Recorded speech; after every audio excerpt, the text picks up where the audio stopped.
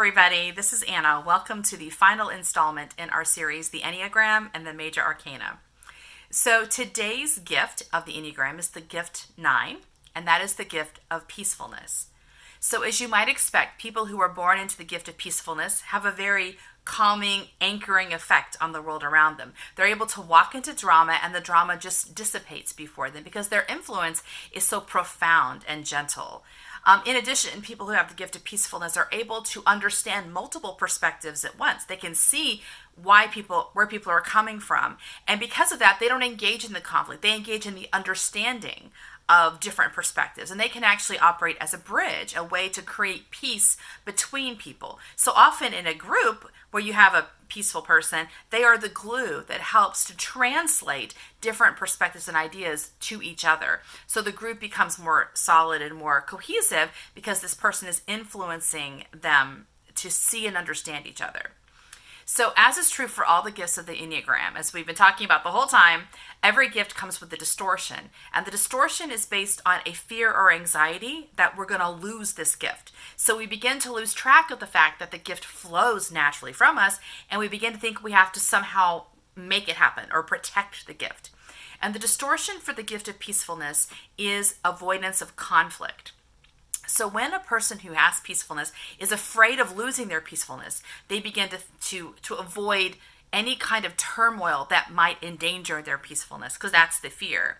And the conflict can be fighting with other people, but it can also be, challenges in growth and healing, anything that's disruptive to the status quo.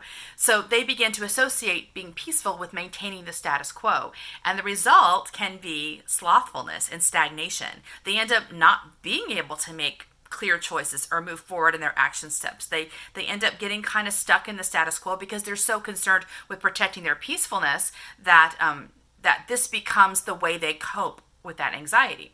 So part of the lesson for all of us in the Enneagram is understanding that we're distorting to create the gift, but actually our distortion, which comes out of anxiety, is messing up the gift. And if we can learn how to let go of our fear and our anxiety, the gift will restore itself and it will flow naturally into the world. We are already carriers of the gift if we can just stop messing it up with our anxiety. And the same is true for the peaceful person. If they can learn that the conflict they're avoiding is not any match for their gift, they can let it flow in. Their gift of peacefulness will always solve the problem and actually expand and get stronger when they're able to allow it to flow into the world in any situation. So the card of the Major Arcana that's attached to the 9, which is the gift of the Enneagram, is the Hermit card. It's a beautiful card. The card depicts an elderly man with a lantern walking into the wilderness.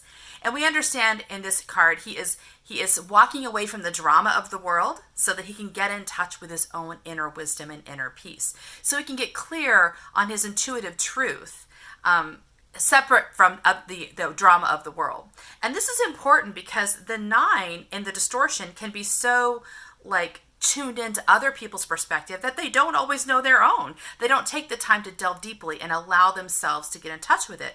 So the gift of the Hermit is to say, your truth is within you, and it is very, very important that you step away from all these other people and all these other drama in order to find it and bring that to the world.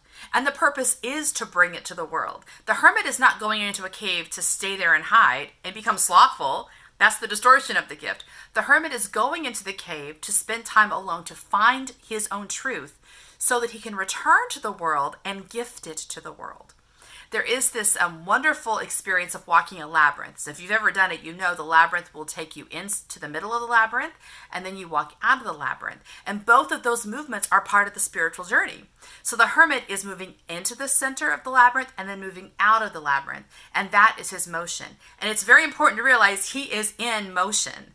And so that is the truth for the growth of the peaceful person, is that they need to be in motion. And the motion is to themselves and to the world. So they begin to be okay with the challenges that come with growing and expanding, because they realize every time they engage the challenge or the conflict or the struggle, what emanates from them is always peacefulness. Their peacefulness is what they bring to the world. They don't have to protect it or hide it or guard it from these experiences of conflict. This is what their peace is designed to do, is to bring peace into every situation.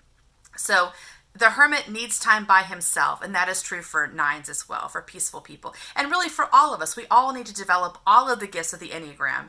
Regardless of where we are born into the gifts, we all have to recognize there are lessons for each of us. There are times when we have to separate ourselves from others' perspectives and opinions and ideas and really get in touch with what our heart, our soul is saying to us. We do that for the purpose of getting clear and anchored in ourselves, and because we come back and bring it back to the world, and that's our gift.